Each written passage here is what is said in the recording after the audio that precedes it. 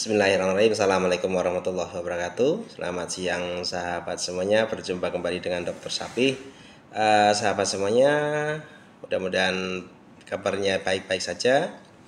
Pada kesempatan kali ini saya akan mengupas terkait dengan penyakit ataupun terkait dengan manajemen sapi perah setelah melahirkan. Nah, ini penting saya sampaikan karena masih banyak peternak yang memperlakukan sapi setelah melahirkan itu ada hal yang mungkin kurang tepat seperti itu. Jadi berisiko ambruk, berisiko ada gangguan penyakit metabolik dan segala macamnya. Nah, sahabat semuanya, sapi setelah melahirkan itu memang pertama pada saat dia bunting ataupun bunting tua, kondisi lambung atau rumen itu tertekan ke depan oleh si kebuntingan. Kemudian sehingga kapasitasnya tidak full banyak, dan setelah melahirkan fetus janin itu akan keluar sehingga rongga yang tadinya di rahim dan di kebuntingan itu akan diisi oleh rumen kembali. Tetapi proses kembalinya rumen ke kapasitas awal mamanya itu harus hati-hati, harus pelan-pelan, tidak boleh langsung diberikan dalam jumlah besar supaya tidak terjadi kaget pada lambung yang lainnya, namanya afumasum seperti itu. Kemudian tujuan yang saya sampaikan juga adalah supaya mencegah terjadinya ambruk karena defisiensi energi. Asupan nutrisi yang kurang pada saat setelah melahirkan nanti akan berdampak terhadap namanya kekurangan energi yang disebut dengan ketosis. Nah, sahabat semuanya, ikuti presentasi saya terkait dengan masalah ini. Baik, sahabat semuanya, jadi seperti tadi yang saya sampaikan, ada kita menyampaikan manajemen pasca melahirkan.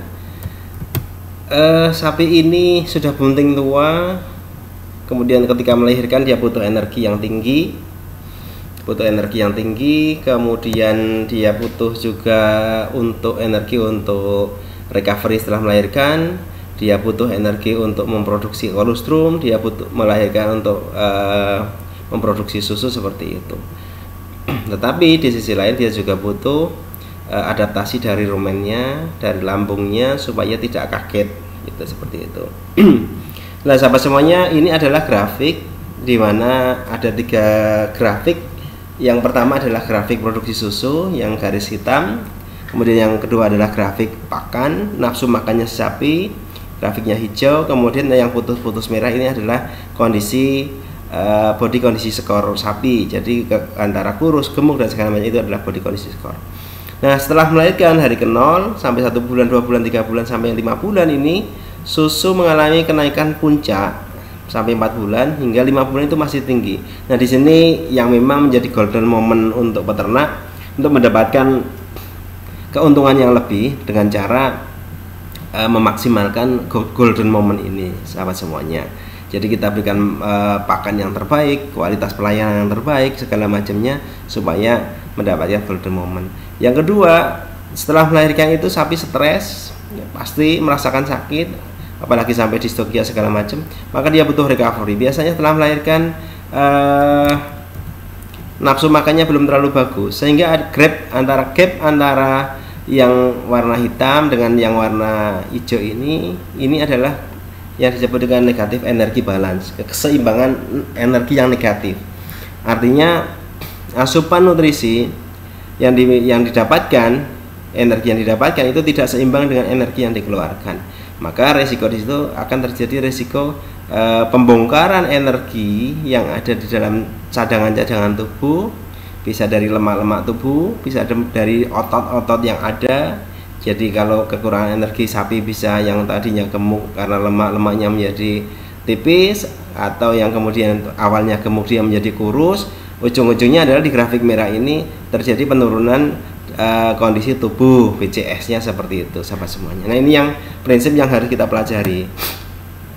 Sehingga setelah melahirkan, sahabat semuanya, kita harus benar-benar memastikan bahwa sapi ini mendapatkan asupan nutrisi yang cukup secara energi. Yang pertama, untuk memastikan bahwa sapi cukup mendapatkan energi. Yang kedua, tadi untuk adaptasi rumennya tadi.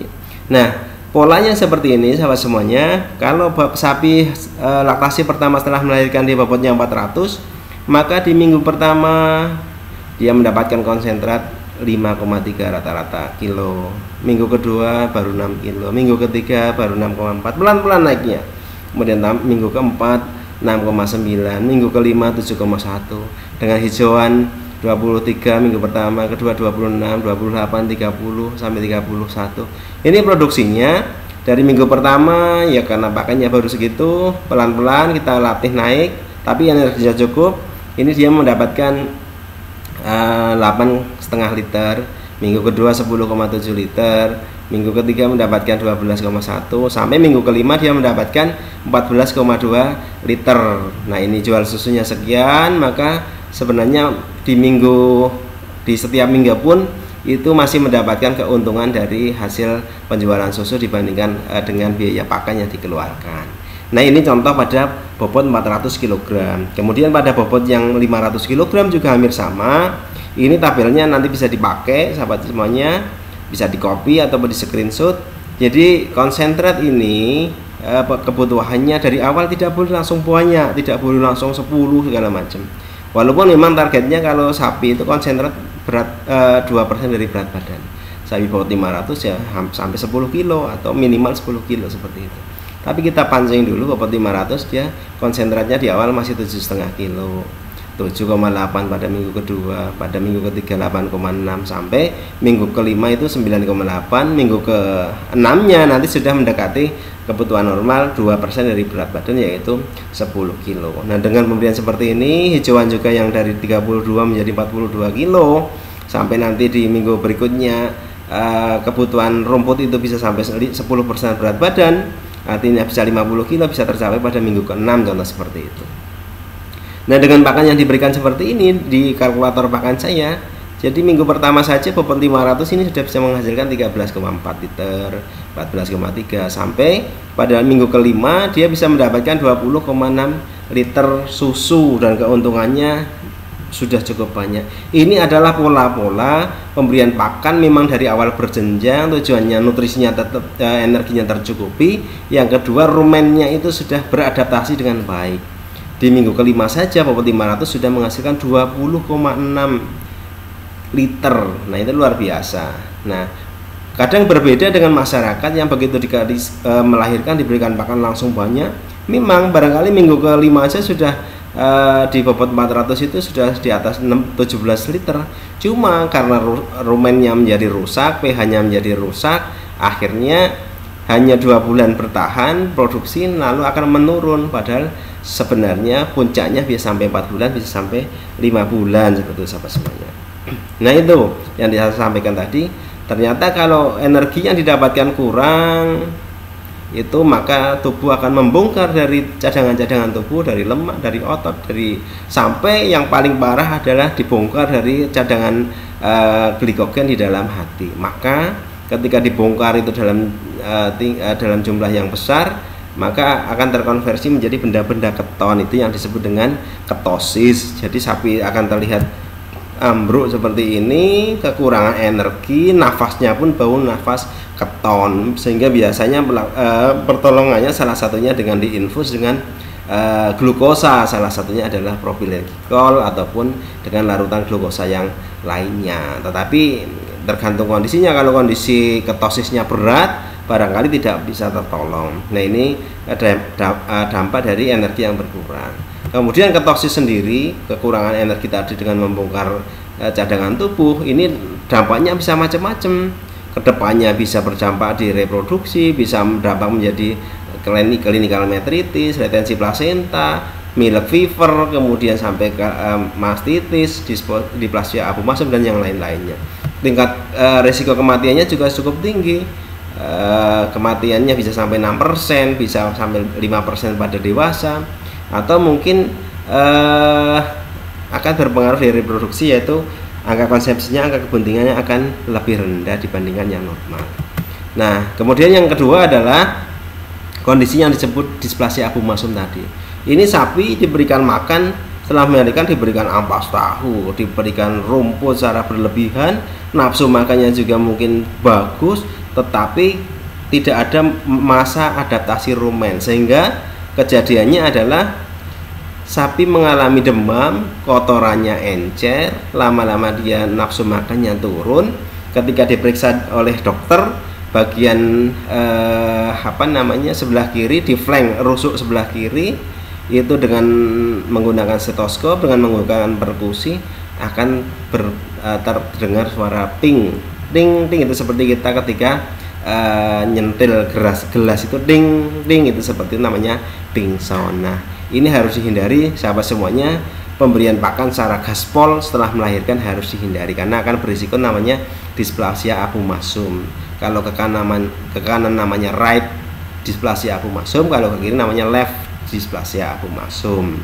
Sahabat semuanya, saya akan coba melakukan trial hitung-hitungan. Ini kalkulator yang saya buat. Jadi nanti di sini adalah imbangan konsentrat dan hijauan. Kalau warnanya hijau aman, di bawah 55% aman. Kalau sudah di atas 55%, warnanya akan menjadi merah, artinya tidak aman. Ini produksi susu yang dihasilkan, ini berat badannya, kemudian konsentrat yang diberikan. Ini kita akan contoh sapi laktasi kedua, bobotnya 500 kilo. Nah, bagaimana kalau kita memberikan pakan konsentrat secara berurutan? Contoh bobot 500 kilo masih 72,7, diberikan konsentrat 7,5 kg, kemudian hijauannya 32,5 kg.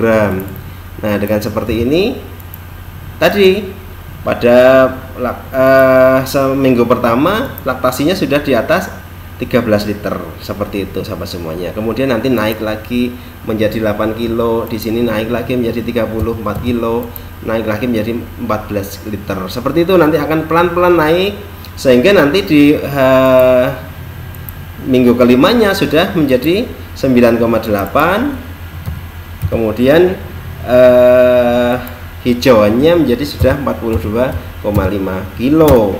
Maka di minggu kelima ini sudah mencapai laktasi susunya 20,58. Nah, ini nanti kalau kondisinya kotorannya bagus, nafsu makannya bagus, konsentratnya juga bagus, ini asupan bahan keringnya masih 3,6%. Artinya potensinya bisa naik sampai 4,5% dengan cara menaikkan dua-duanya. Contoh, kalau ini kita sudah 10 kilo, kita tambahkan 11 kilo. Kalau hari ini kita kasih 9,8, coba produksinya 20 liter, akan kita coba naik tambah 1 kilo menjadi 11 kilo, apakah susunya juga naik, kan seperti itu. Kalau kini tambah menjadi 11 kilo, ini menjadi 45 kilo, maka ternyata susunya naik dari 20 liter menjadi 23 liter. Dan imbangannya juga masih hijau, masih normal, 50-50. Ini sahabat semua, ini bagus, contoh yang bagus. Sapi bobot 500, dia diberikan konsentrat 11 kilo, king grass-nya 45 kilo, ternyata bisa mendapatkan 23 liter. Nah, dibalik lagi, kalau ditambah konsentratnya cukup sekian, kemudian king grass-nya ditambah menjadi 10% berat badannya sapi atau 50 kilo, maka asupan bahan keringnya sudah mencapai 4,2.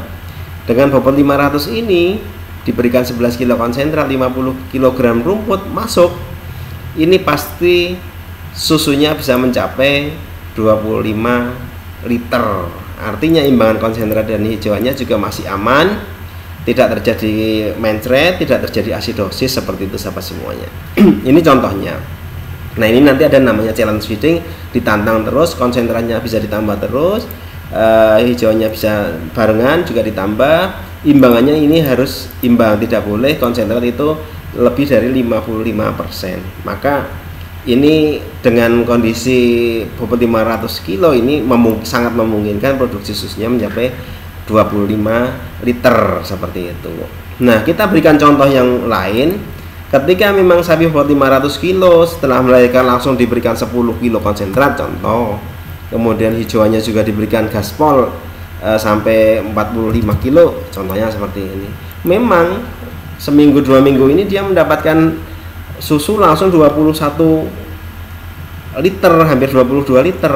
Bahkan mungkin kalau ditambah lagi minggu ketiga menjadi 11 kilo, ini akan menjadi 23, sekian liter.